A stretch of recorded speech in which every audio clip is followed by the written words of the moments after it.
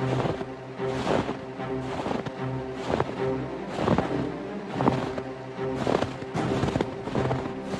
शामुआ एक दूसरे का पीछा करते हुए अपनी चुस्ती फुर्ती का जैसे इम्तिहान ले रहे हैं। इस मुकाबले में ये एक दूसरे को चोट नहीं पहुंचाने वाले, लेकिन दोनों ही पहले फिनिशिंग पॉइंट तक पहुंचने की कोशिश में हैं, क्योंकि जीतने वाले को मिलेगा एक खास इनाम, जो है मादाओं के साथ मिलन करने का हक।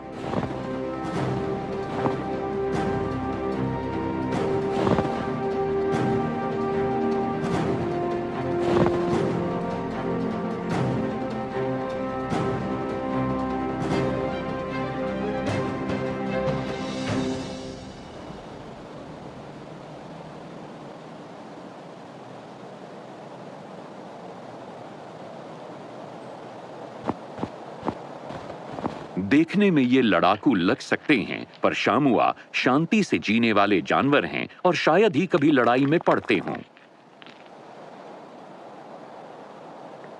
नर अपनी पूरी क्षमता से सबसे तीखे ढलानों पर ऊपर नीचे दौड़कर अपनी ताकत साबित करते हैं। जो दौड़ने के दौरान पहले थकता और रुकता है, वो हार जाता है।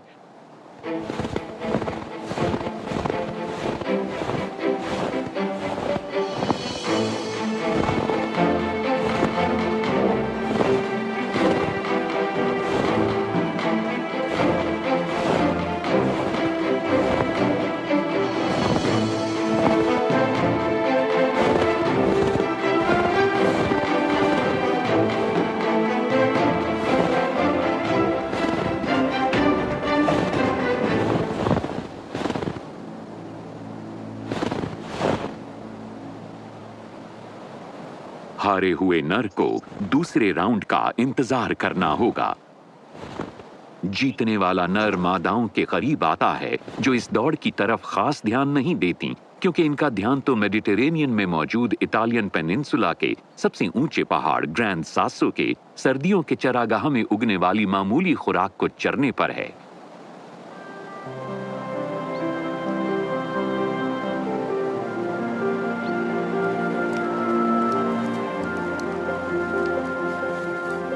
शामुआ ऐसी ढलानों पर घास, छाल और लाइकेन की तलाश में जाते हैं, जहां से हवा बर्फ को उड़ा ले गई है।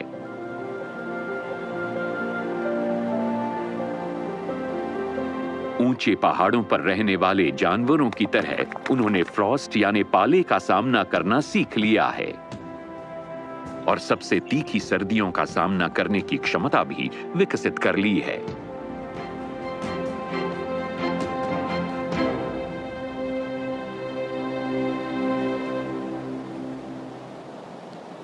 बच्चे अपनी मांओं के साथ अपनी पहली सर्दी का सामना कर रहे हैं और एक बार फिर दूध पीने की कोशिश में हैं। शामुआ दमदार जानवर हैं। नर मादा दोनों के ही मजबूत मुड़े हुए सींग हैं। टेस्टोस्टेरोन के उफान से भरे ये नर पौधों पर अपने सींगों को रगड़ते हैं ताकि उन पर अपनी तीखी गंध वाली पहचान छोड़ी जा सके।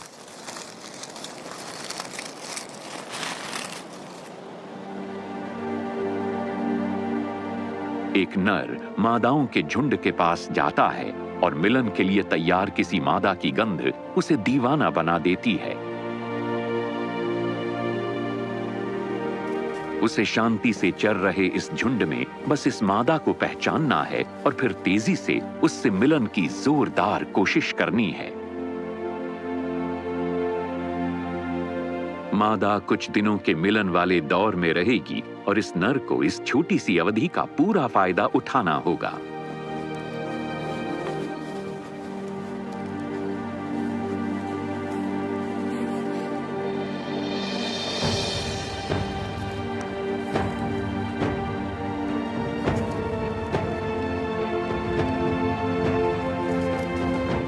लेकिन बात कुछ बन नहीं रही, क्योंकि मादा मिलन के लिए अभी तैयार नहीं है, तो उसका पीछा करने का कोई फायदा नहीं।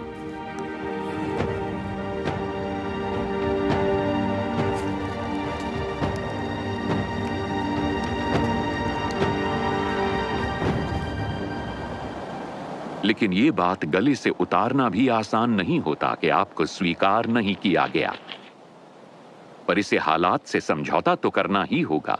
खुशकिस्मती से इस झुंड में सिर्फ यही एक मादा नहीं है।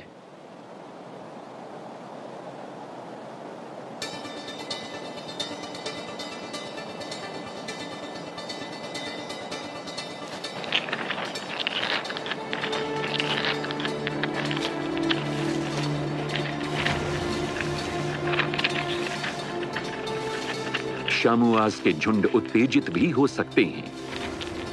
ये आमतौर पर शांत जानवर होते हैं जो सर्दियों का सामना करने के लिए अपने शरीर पर चर्बी बढ़ाते रहते हैं।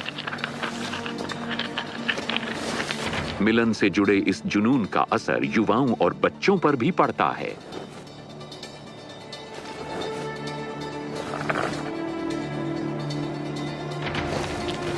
चट्टानों और पथरीली ढाल पर ऐसी रेसेस घंटों तक चल सकती हैं, जिससे इन कमाल के एथलीटों के फेफड़ों, मांसपेशियों, टेंडन और हड्डियों पर काफी दबाव पड़ता है।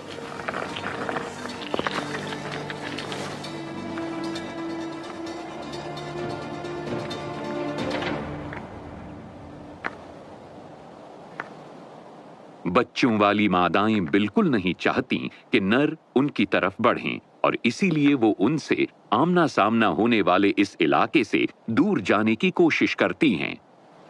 माओं के लिए बच्चों की सुरक्षा से बढ़कर कुछ भी नहीं, इसीलिए किसी भी खतरे को नजरअंदाज नहीं किया जा सकता। ये इस बदसूरत परिंदे से भी होशियार हैं।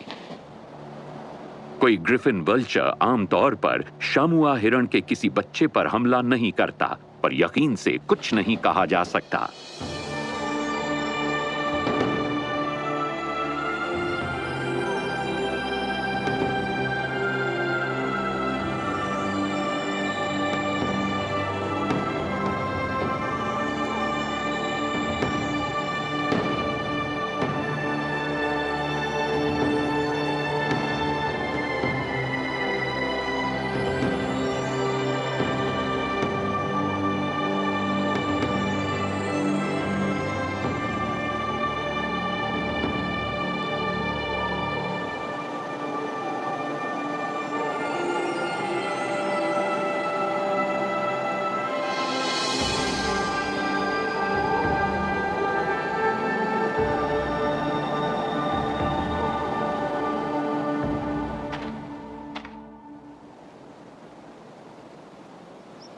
इन शामुआ हिरणों की प्रजाति उनसे अलग है, जो ज्यादातर फ्रांस और स्लोवेनिया के बीच स्थित एल्प्स में पाए जाते हैं।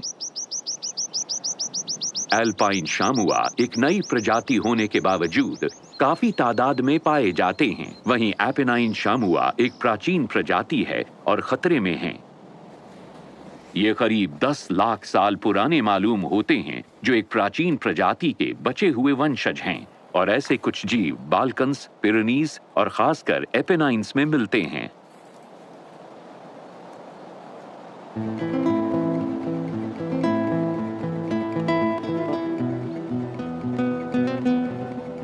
पिछली सदी में इन शामुआ के विलुप्त होने का खतरा था और ऐसे सिर्फ 50 शामुआ बाकी बचे थे, जो अब्रूत्सो नेशनल पार्क तक ही सीमित थे। पार्क में इन्हें जो हिफाजत मिली, उसके कारण इनकी तादाद बढ़ी।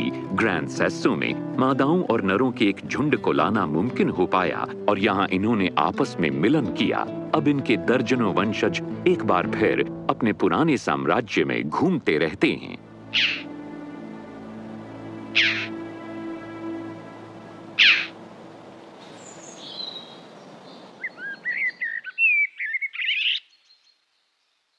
ग्रैंड सेसो मैसिव एपेनाइन्स के बीच में है।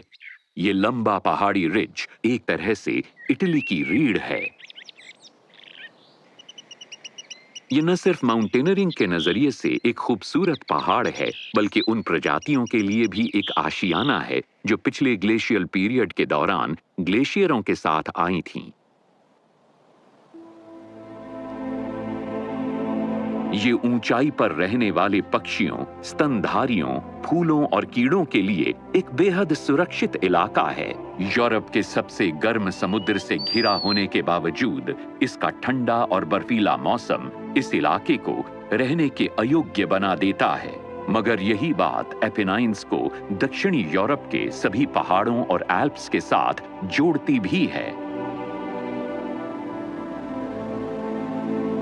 कभी एल्प्स में बहुत सारे ग्लेशियर हुआ करते थे। वे इतने विशाल थे कि मॉन्ट ब्लांक को बर्फ का सागर कहा जाता था। लेकिन आज ये ग्लेशियर बढ़ते तापमान और बर्फ के कम गिरने के कारण तेजी से पिघलते जा रहे हैं।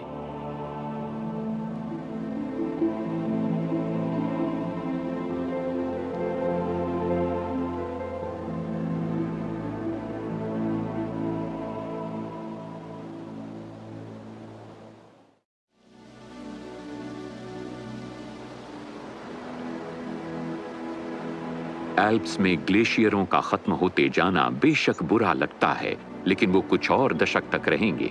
इसके बजाय अंतिम ग्लेशियर का पूरा गायब होना ज्यादा करीब है। ये अब भी मेडिटेरेनियन में मौजूद है, जो ग्रैंड सेसो के शिखर के नीचे है। ये बस कुछ ही साल और कायम रहेगा। इसे कैल्डेरोने कहा जाता है और ये 2700 मीटर की ऊंचाई पर मौजूद है। ये किसी फुटबॉल पिच से ज्यादा बड़ा नहीं है। ये यूरोप में सबसे दक्षिण में मौजूद ग्लेशियर है, एक मिनी ग्लेशियर, लेकिन अपने आप में पूरा। छोटी बड़ी दरारों से भरा ये ग्लेशियर पत्थरों की एक परत के नीचे छिपा हुआ है, जो किसी थर्मल कंबल की तरह काम करता है और गर्मियों के दौरान इसे सूरज की किरणों से बचाता है। पौधों और जानवरों की कुछ प्रजातियां हैं जो चट्टानों और बारिश के जमा पानी के बीच कैल्डेरोने के आसपास उगती और रहती हैं। यहाँ का माहौल बहुत मुश्किल और रहने के नाकाबिल है और कुछ ही जीव इसका सामना करने के हिसाब से ढल पाए हैं। एल्पाइन चग ऊंचे पहाड़ों के इन चैंपियनों में से एक हैं।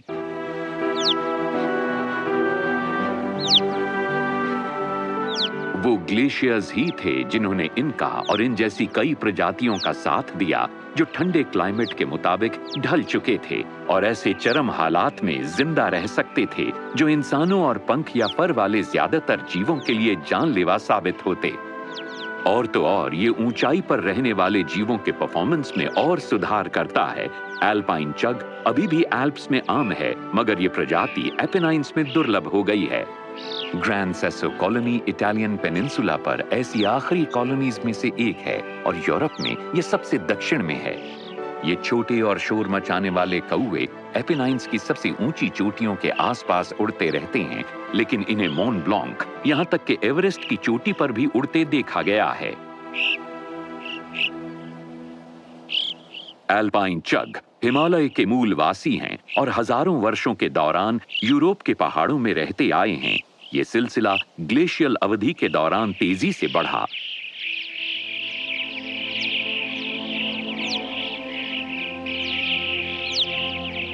हवा इन्हें डराती नहीं है, इसके विपरीत ये इनकी हवाई काबिलियत को सामने लाती है।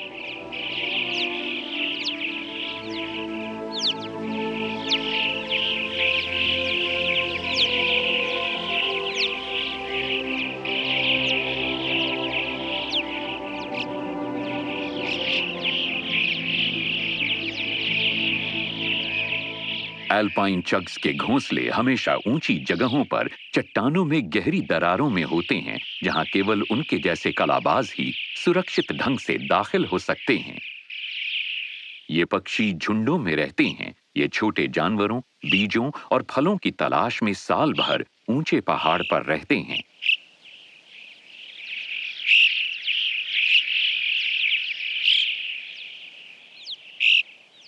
उन ऊंचाइयों पर मौसम के हालात साल के कम से कम 8 महीने बहुत मुश्किल होते हैं। वहां 0 से भी नीचे तापमान और बहुत तेज हवाएं होती हैं।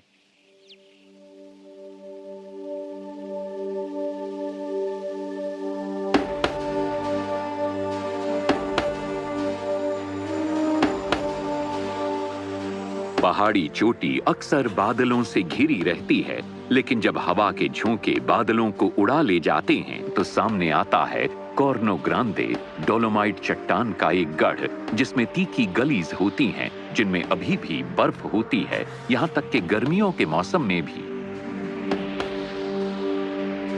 यहाँ ऐसे जीव हैं जिन्हें हमेशा यहीं रहना है और हर रोज बड़ी चुनौतियों का सामना करना है, वो भी बिना मोटी जैकेट, जूतों और गर्म भोजन के। ये जीव अपने नरम पंखों और जोशीले स्वभाव के साथ स्नो, ठंड और आइस के बिना जिंदा नहीं रह सकते थे, क्योंकि इनके लिए यही सारी मुश्किलें एक वरदान जैसी हैं। ये एक मुश्किल और खतरनाक जिंदगी है, लेकिन ये सिर्फ इसी जिंदगी से वाकिफ हैं।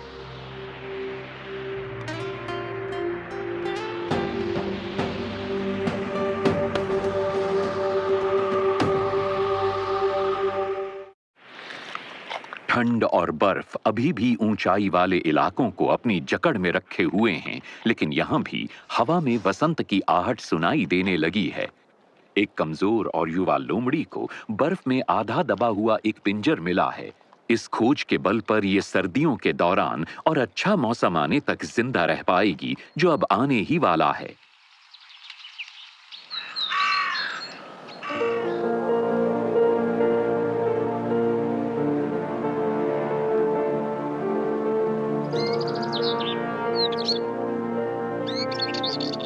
ये पूरा इलाका सर्दियों के लंबे महीनों के बाद फिर से जाग रहा है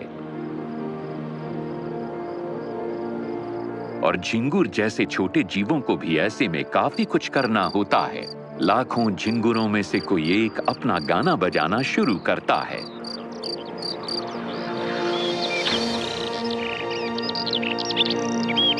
चरागाहों में घास के हरे कालीन बिछने शुरू हो जाते हैं और फिर तेजी से फूल खिलते हैं।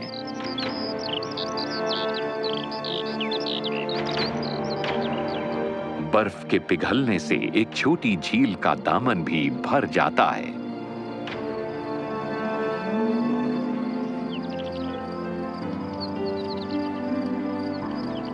पेड़ पौधों में जल्दी ही कीड़ों और दूसरे छोटे जानवरों की भरमार हो जाती है, जो गर्मियों में ऊंचे पहाड़ों पर रहने वाले पक्षियों को खुराक मुहैया कराते हैं। रॉक ट्रश व्हीटेयर और टॉनी पिपेट ने यहां तक पहुंचने और गर्मियों के छोटे मौसम का फायदा उठाने के लिए सहारा रेगिस्तान और मेडिटेरेनियन सी के पार एक बहुत लंबी यात्रा की है। कुछ महीनों के लिए इनका आशियाना कैंपुएन त्रेतोरे पठार पर होगा, जो कॉर्नो ग्रैंडे की तलहटी में है। ये मेडिटेरेनियन इलाके के सबसे बड़े एल्पाइन घास के मैदानों में से एक है, जिसे लिटिल टिबेट भी कहा जाता है।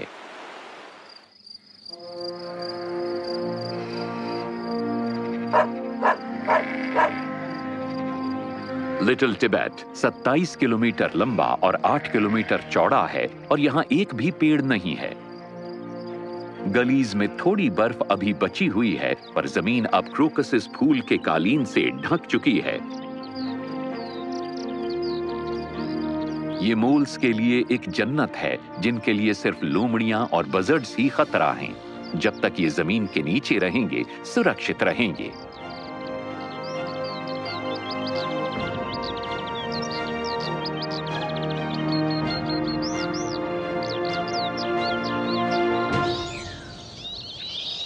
एपिनाइन्स के ज्यादातर हिस्से की ही तरह ग्रैंड सेसो भी पुरानी सेडिमेंट्री रॉक्स से बना एक विशाल पहाड़ है और ये 70 लाख साल पहले मायासीन में समुद्र की तली के ऊपर उठने से बना था। एक समय था जब ये चट्टानें ट्रॉपिकल महासागरों की गुनगुनी एकदम साफ जलराशियों के नीचे थीं और यहाँ बहुत से जीव रहते थे, पर आज यहाँ चट्टानों में सिर्फ कुछ फॉसिल ही दबे हुए मिलते हैं। बारिश में मौजूद एसिड बड़ी आसानी से चूना चट्टानों पर हमला करता है। ये सतहों पर नहीं रहता, बल्कि दरारों से होता हुआ जमीन के नीचे पहुंच जाता है। इसीलिए यहाँ बहुत कम ही जलधाराएं और झीलें हैं। दूसरी तरफ चट्टानों में बहुत सी दरारें हैं। इनमें से कुछ बहुत गहरी हैं और चग इन्हें अपने घोंसले बनाने के लिए चुनते हैं। इस बार यहाँ दिख रही हैं रेड बिल्ड चग। रेड बिल्ड चग और एल्पाइन चग काफी करीबी प्रजातियां हैं। आप इन्हें फर्स्ट कजन कह सकते हैं, पर इनमें बहुत फर्क होता है। एल्पाइन चग हिमालय की प्रजाति है जो ठंडे और बर्फीले पर्यावरण से ताल्लुक रखती है, जबकि रेड बिल्ड चग एक मेडिटेरेनियन है जो हाल के बरसों के गर्म और सूखे मौसम का फायदा उठा रही है। फिलहाल दोनों प्रजातियां ग्रैंड सेसो पर मिलती हैं, लेकिन शायद केवल कुछ और बरसों के लिए। हो सकता है जल्द ही सिर्फ रेड बिल्ड चग्स ही यहां पर रह पाएं।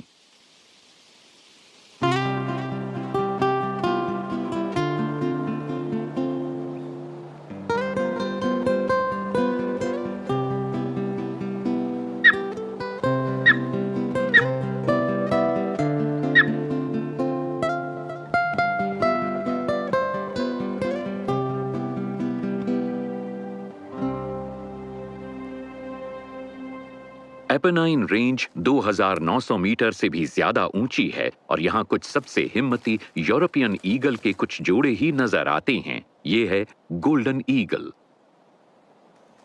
एक जोड़े ने एक बड़े पत्थर को चुना है जिस पर चट्टानों के बीच सदाबहार ओक्स उगे हैं और जहां धूप आती है।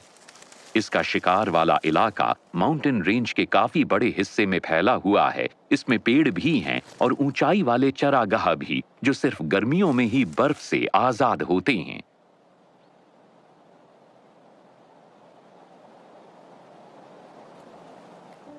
अड़तीस दिनों के सेने के बाद चूजा जन्म ले चुका है।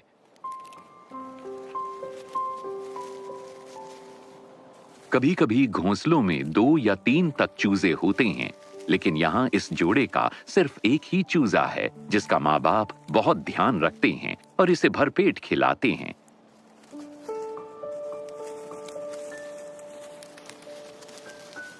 ये सफेद रंग के परों से बनी एक गेंद के जैसा है और इसका वजन शायद 50 ग्राम ही होगा। मादा इसे कभी छोड़कर नहीं जाती।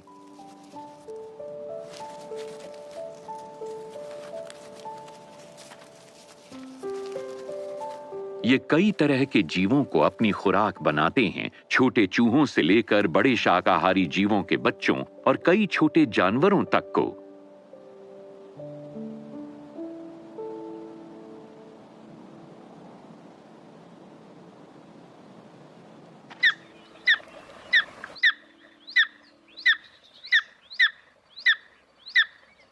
ये ज्यादातर अपने घोंसले चट्टानों की सुरक्षा में बनाते हैं।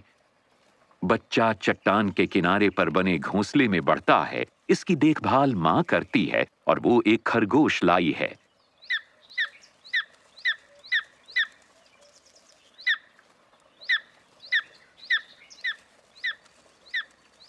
रॉक पार्ट्रिजेस बर्फ में साफ दिखाई देते हैं और ईगल इन्हें पकड़ सकता है। वे हमेशा भागने के लिए तैयार रहते हैं और एक दूसरे के संपर्क में रहने और खतरे से आगाह करने के लिए अपनी आवाज का इस्तेमाल करते हैं।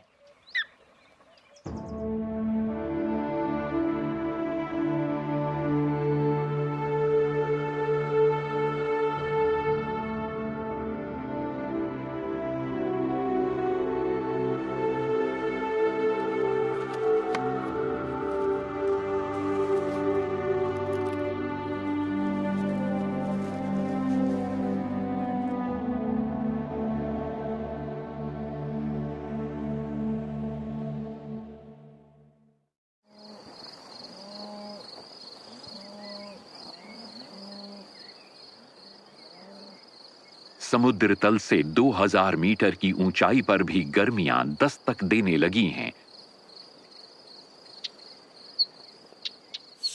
जब तक सूरज चमक रहा है, गर्मी बनी रहती है, लेकिन इन ऊंचाइयों पर सूरज के ढलते ही तापमान अचानक गिर जाता है। यहाँ गर्मियों का दौर इतना छोटा होता है कि ऊंचाई पर रहने वाला एकमात्र सांप अंडे नहीं देता है, क्योंकि बच्चे के पास अंडे से निकलने के लिए ना तो इतनी गर्मी और ना ही समय होगा। ये तो सीधे बच्चे को ही जन्म देता है। उरिसिनी वाइपर यूरोप का सबसे छोटा वाइपर है। इस प्रजाति का जन्म पूर्वी यूरोप और एशिया के मिलन वाली जगह पर हुआ था। इसके रहने के लिए बेहतरीन पर्यावास होता है समुद्र तल से 2000 मीटर की ऊंचाई पर, जहां ये झिंगुरों और दूसरे छोटे जीवों को खुराक बना सकता है।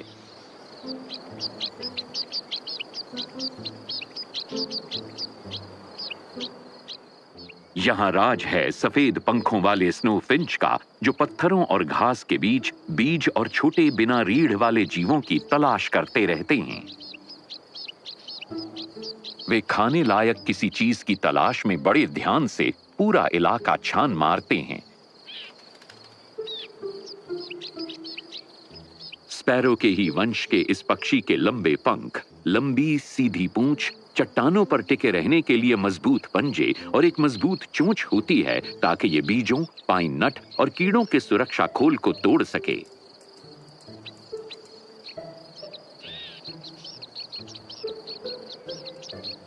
सफेद पंखों वाले स्नो फिंचेस परमानेंटली 2000 मीटर से ऊपर रहते हैं, यहां तक कि सर्दियों के दौरान भी।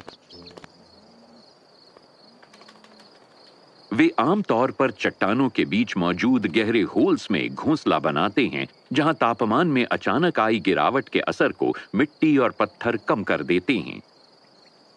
हालांकि कुछ जोड़ों ने इंसान की बनाई इमारतों का विकल्प चुना है। इन्होंने एस्ट्रोनॉमिकल ऑब्जर्वेटरी और एक पुराने होटल को रहने के लिए चुना है, जो पिछली सदी की शुरुआत में बना था। ऑब्जर्वेटरी की दीवार में एक सुराख है जो बच्चों की परवरिश के लिए एकदम सही है, लेकिन जगह को लेकर मुकाबला जबरदस्त है।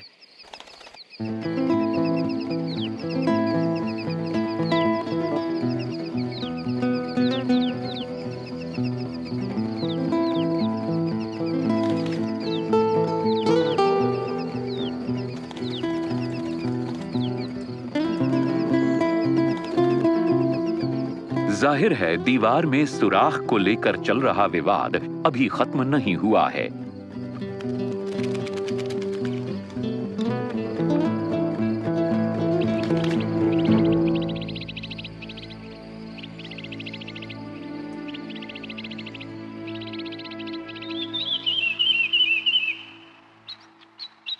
घोंसले की समस्या शायद देर सबेर हल हो जाए, पर ग्रैंड सेसो के व्हाइट विंग्ड स्नो फिंचेस के लिए भविष्य अभी भी अनिश्चित है।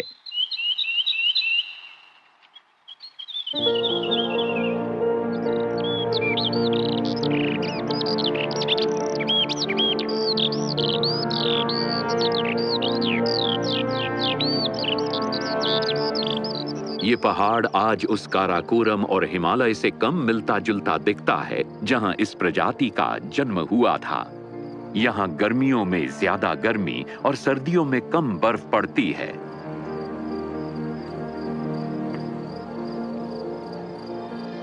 यूं लगता है जैसे किसी ने फ्रीजर का दरवाजा खुला छोड़ दिया हो।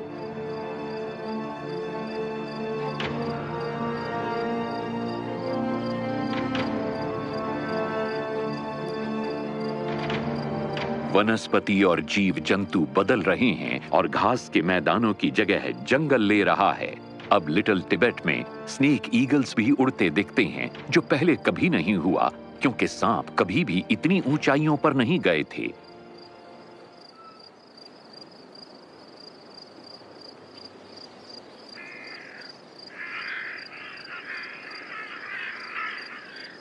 ये पहाड़ी पर्यावास जो कभी एल्पाइन और आर्कटिक प्रजातियों का आशियाना था, आज उसके सामने अपने सबसे खास निवासियों जैसे स्नोफिंच या उर्सीनी वाइपर, जिसे मेडो वाइपर के रूप में भी जाना जाता है, और अपोलो बटरफ्लाई को खोने का जोखिम मंडरा रहा है। तितलियों की विभिन्न प्रजातियों के साथ अपोलो लाखों साल पहले दुनिया की सबसे ऊंची पर्वत श्रृंखला हिमालय से आई थी और मेडिटेरेनियन के ग्रैंड सेसो जैसे पहाड़ों में बस गई, जहां इसे रहने लायक सही हालात मिले। अफसोस कि ये इलाके अब तेजी से बदहाल होते जा रहे हैं।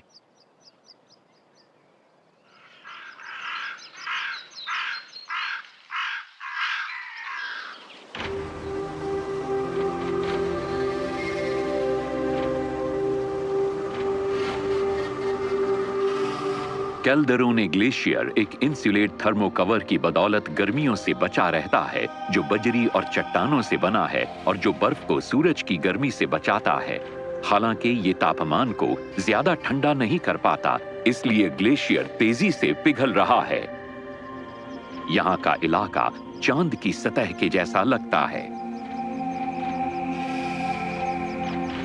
आर्कटिक मूल के ये गिने चुने फूल इन चूना चट्टानों में उगने लगे हैं। यहां सुनाई देने वाली इकलौती आवाज वाटर पिपेट की है, जो आसमान में उड़ते उड़ते गाती रहती है, अलबत्ता दिखाई नहीं देती।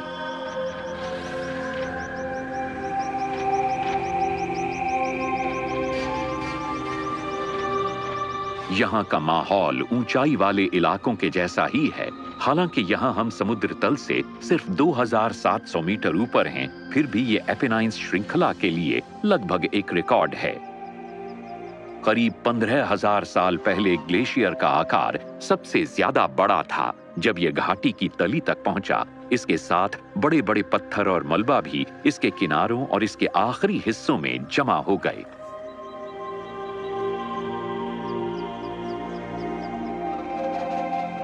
आज आर्कटिक में नजर आने वाले जीव जंतु और पेड़ पौधे उसके अतीत की एक छाया सी जान पड़ते हैं, पर कुछ प्रजातियां आज भी मौजूद हैं। इनमें कुछ ऐसे दमदार ऊंचाई वाले पौधे शामिल हैं जो इस ऊंचाई पर भी चट्टानों और पत्थरों के बीच खिलते और फल देते रहते हैं और इन्हें चटक और जादुई रंगों से ढक देते हैं।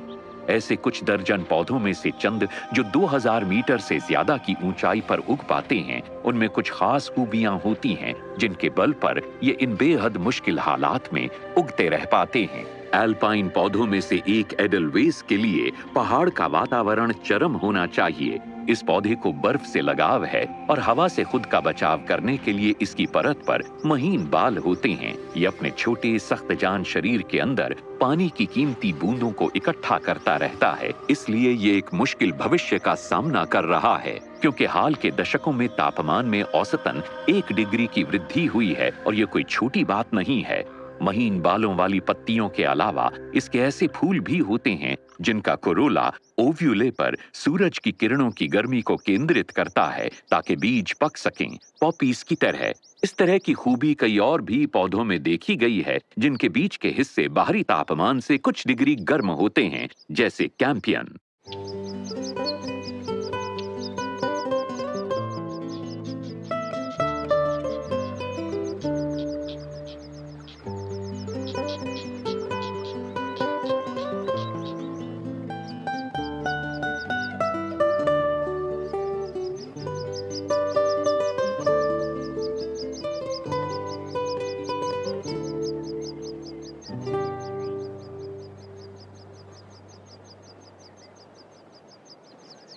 इस मकड़ी ने घास के बीच अपना जाल बिछा दिया है। अंडे देने के लिए इसे खुराक की जरूरत है, लेकिन इसने एक दुर्लभ अपोलो तितली को पकड़ लिया है।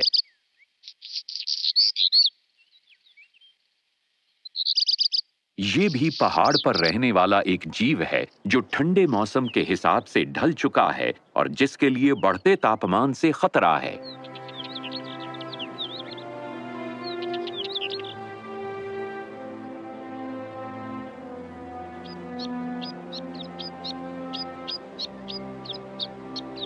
चाहे आर्कटिक पौधे हों या फिर व्हाइट विंग्ड स्नो फिंचेस, बढ़ता तापमान उन तमाम हालातों को बदल रहा है जिनके हिसाब से प्रजातियों ने सदियों और हजारों बरसों के दौरान खुद को ढाला है। इस छोटे पक्षी के लिए सबसे महत्वपूर्ण पहलू है सर्दियों की बर्फबारी में कमी, जिसकी वजह से वो बर्फ गायब होने लगी है जो कभी पूरी गर्मियों के दौरान छाया वाली गलीज में बनी रहती थी।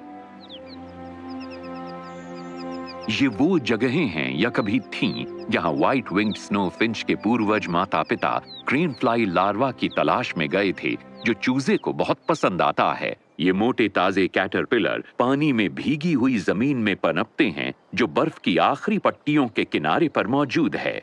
कुछ वर्ग मीटर चौड़ा बर्फ का एक छोटा सा हिस्सा व्हाइट विंग्ड स्नो फिंचेस के कई जोड़ों को पाल सकता है, लेकिन ये जरूरी है कि चूजों की परवरिश के 4 या 5 हफ्ते की अवधि तक इसे कायम रहना चाहिए। अगर बर्फ बहुत जल्दी गायब हो गई तो चूजे भूखे मर सकते हैं।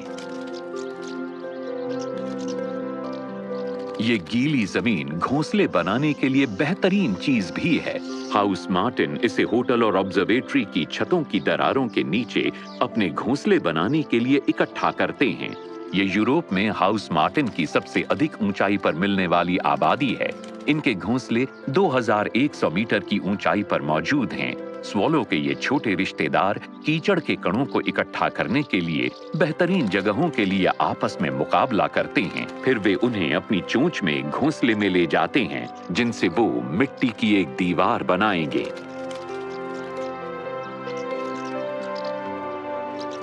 खुशकिस्मती से इस साल कुछ बर्फ लंबे समय तक बनी हुई है ताकि हाउस मार्टिन्स अपने घोंसले बना सकें और व्हाइट विंग्ड स्नो फिंचेस अपने चूजों के लिए भोजन ढूंढ सकें।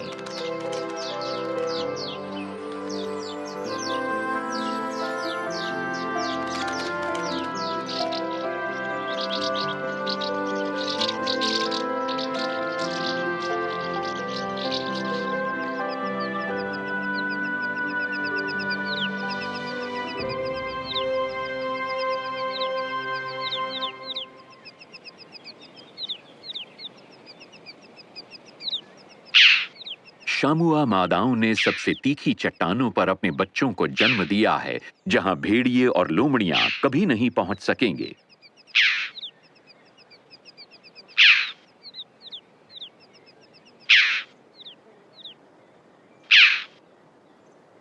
मादा शामुआ माँ बाप की जिम्मेदारियों को मिलकर बांटते हुए बच्चों की रखवाली बारी बारी से करती हैं। ये बच्चों की देखभाल का एक समझदारी वाला तरीका है। केवल एक मादा बच्चों की रखवाली कर रही है, जबकि बाकी सब आराम से चट्टानों के बीच चर सकती हैं। कुछ वक्त के बाद दूसरी मादा ड्यूटी को संभाल लेगी। शामुआ ईगल से खास तौर पर डरते हैं। ईगल का चूजा अब अपने माता पिता जितना बड़ा हो चुका है, लेकिन अभी तक उसके सभी पंख नहीं आए हैं। जैसे ही माँ बाप कोई शिकार लाते हैं, वो फौरन उसे उनसे छीन लेता है। जब पिता आता है तो वो उससे खुराक छीनने के लिए इतना बेताब होता है कि घोंसले से बाहर गिर जाता है। ये नीचे एक चट्टान पर गिरा है और कई हफ्तों तक भी घोंसले में लौट नहीं पाएगा। इसे इस चट्टान पर ही अपनी खुराक का इंतजार करना होगा, जिसने खुशकिस्मती से इसे एकदम नीचे तक नहीं गिरने दिया।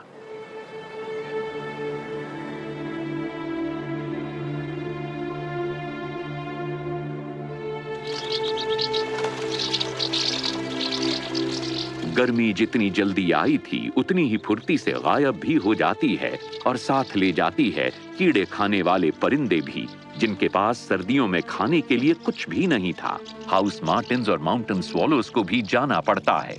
यहाँ सर्दी अचानक आ सकती है और तब मिजेस, मच्छर और दूसरे उड़ने वाले कीड़े भी कुछ दिनों में गायब हो जाएंगे। फिर इन परिंदों को अफ्रीका माइग्रेट करना होगा, लेकिन पहले वो एक छोटे से गांव में इकट्ठा होंगे, जो सैकड़ों पक्षियों के लिए इस पहाड़ में इकलौता जाना पहचाना पड़ाव है।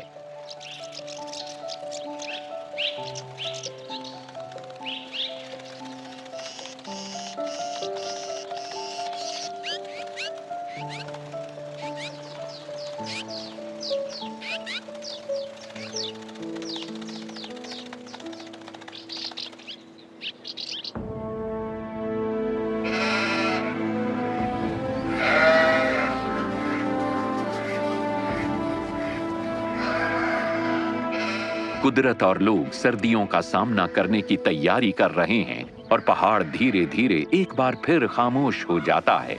चरवाहे और उनके झुंड इंसान के बनाए पुराने रास्तों से गुजरेंगे, जो कैलाशों के महल के नीचे से जाते हैं और जो अब्रुत्सो और पुया को जोड़ते हैं। घोड़े पहाड़ पर बचे इकलौते बड़े जानवर हैं। ये दमदार और काम में आने वाले जानवर हैं और भेड़ियों की बड़ी तादाद के बावजूद यहाँ आजादी से घूमते हैं, जो हर साल जंगली और पालतू घास पात खाने वाले जानवरों की बलि लेते रहते हैं।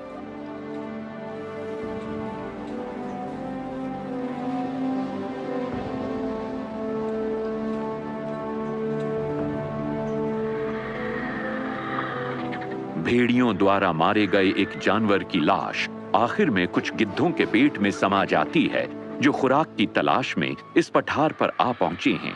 ये आपस में झगड़कर अपने रुतबे को जताने की कोशिश करते हैं। जीत होती है सबसे ज्यादा भूखे की। एक बार जब इसका पेट भर जाता है तो अपना रुतबा कायम करने के लिए लड़ने की इसकी इच्छा कम हो जाती है।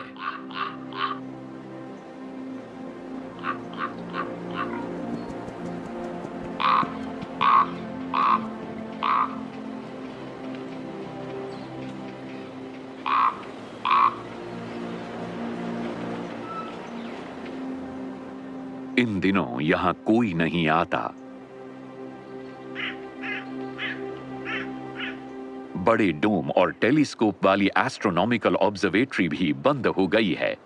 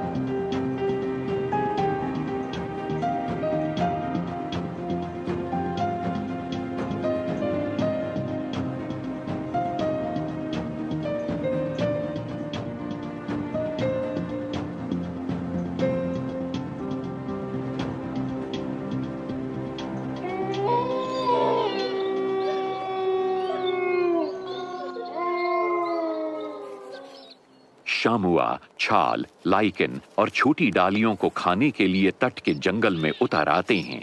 सर्दियों के दौरान इस मामूली खुराक को इन्हें जिंदा रखना होगा।